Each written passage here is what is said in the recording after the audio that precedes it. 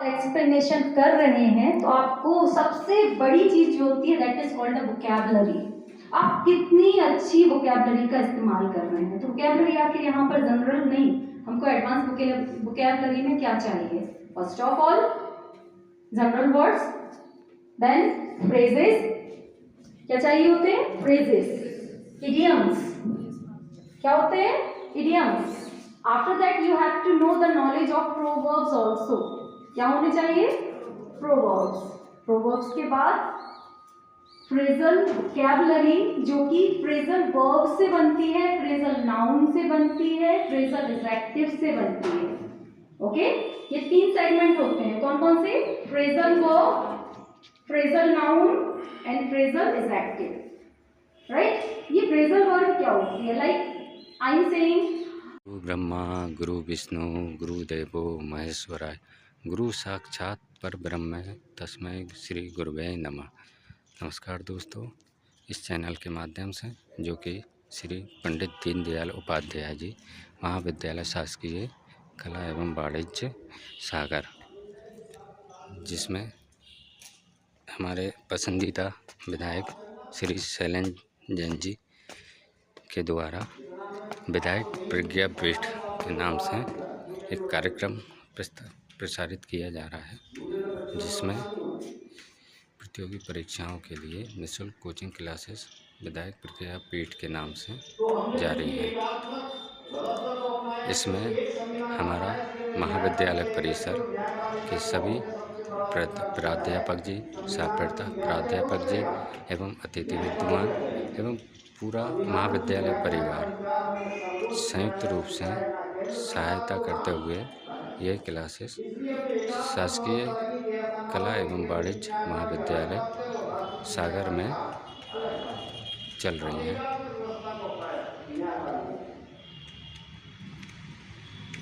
इसलिए केंद्र और राज्य की न्यायपालिका अलग अलग नहीं है।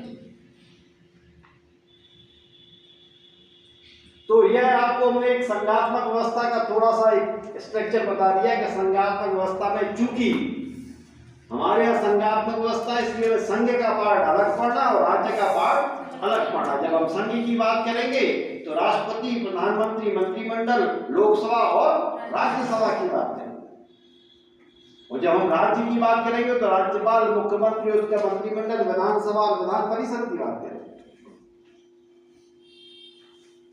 दूसरी विशेषता पार्लियामेंट्री सिस्टम की है, संसदीय व्यवस्था की है। जब हम संसदीय व्यवस्था की बात करते हैं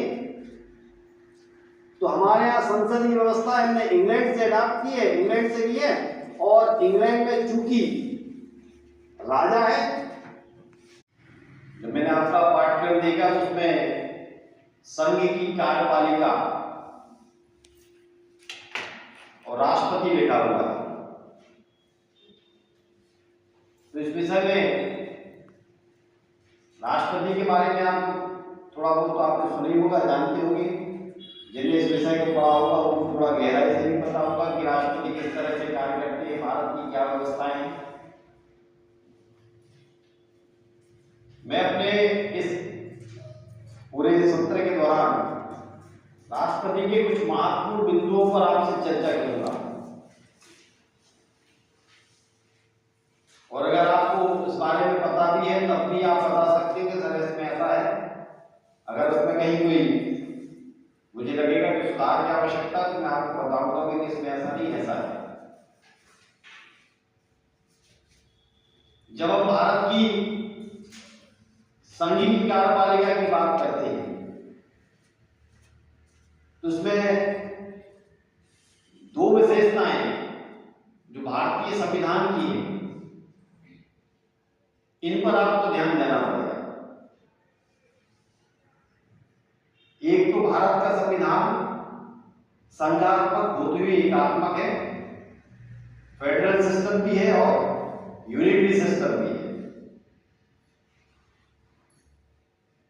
दूसरा, भारत का संविधान संसदीय व्यवस्था को अपनाता है।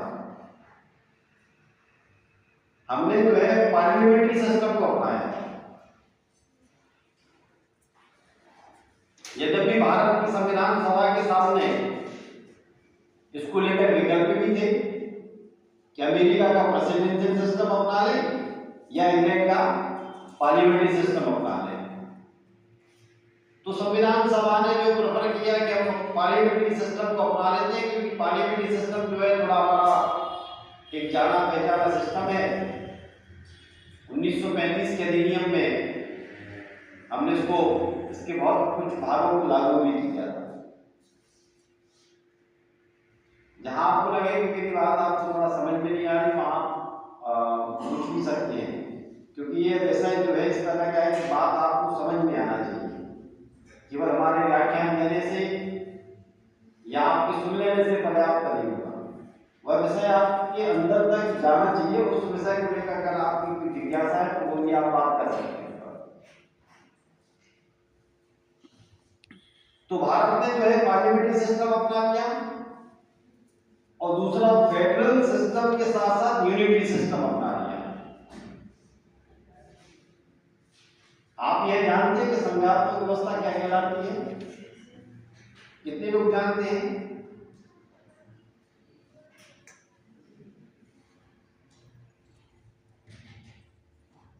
संसदीय व्यवस्था क्या कहलाती है? जानता है? कितने का?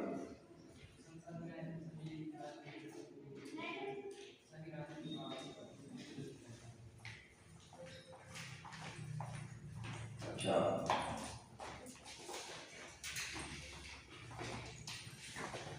संघात्मक व्यवस्था किसके लिए बताओ?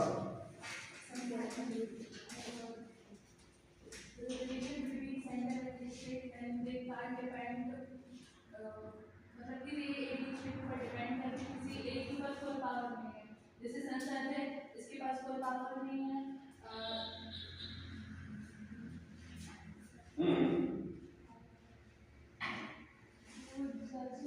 न्यायालय के पास भी कोई पावर नहीं है।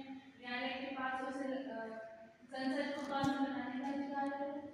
और चलो ठीक है, ये एक बहुत महत्वपूर्ण चीज है इसमें। तो आप ध्यान देना थोड़ा सा कि जब भी आपको ऐसा लगे कि आपका कुछ एम जो है वो थोड़ा सा आपसे दूर जा रहा है, तो उस समय आपको ज्यादा सतर्क रहना। आपको लगेगा कि अभी नहीं हो पाए, 2 साल प्रीलिम्स दिया बंद नहीं हो पाए, कम से कम 6 साल का आपको टारगेट लेके चलना पड़ेगा।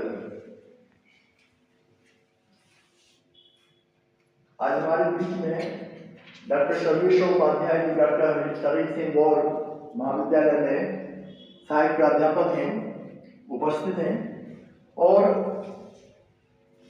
राष्ट्रपति जो संघीय कार्यपालिका में सबसे ज्यादा महत्वपूर्ण होता है, उसके विषय में आपको जानकारी देंगे। दिया आप लोग की डिमांड पे हम लोग के अनुरोध पे वो आई और उन्होंने अपना पूरा 1 घंटे नॉन स्टॉप आपसे बात की सब्जेक्ट के बारे में। हम उनका विधायक प्रज्ञापीठ की ओर से बहुत धन्यवाद देते हैं, आभार मानते हैं। अच्छा, गणित किसको आसान लगती है? अनुज साहू। 2-3 बाकी को नहीं लगती गणित आसान? हाँ, चलो ठीक है, तो बाकी के लिए अपन ने व्यवस्था करके रखी है, गणित आपको आसान लगे। तो रीजनिंग किसको आसान लगती है? वाह,